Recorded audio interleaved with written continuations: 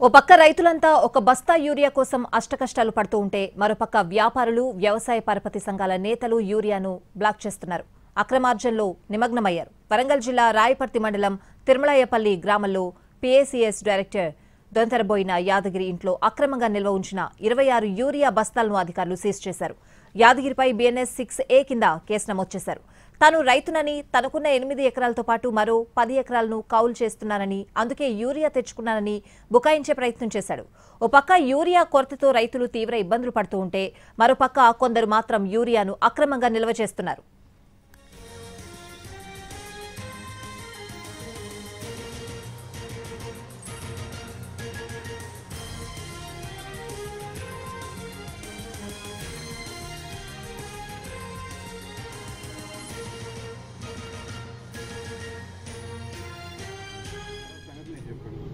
దిక్కున్నారు 6 7 ఉన్నాయి ఇక్కడ 7 ఉన్నాయి రోడ్డు స్టాక్ అయితే ఇప్పుడు చూపుతాను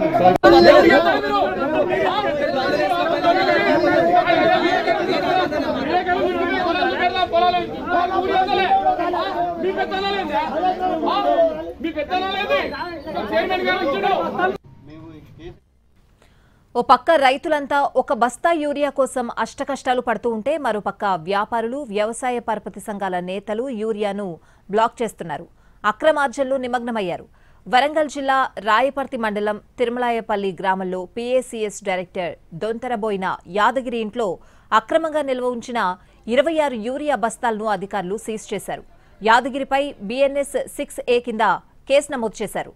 తాను రైతునని, తనకున్న 8 ఎకరాలతో పాటు మరో 10 ఎకరాలను కౌలు చేస్తున్నానని, అందుకే యూరియా తెచ్చుకున్నానని బుకాయించే ప్రయత్నం చేశాడు.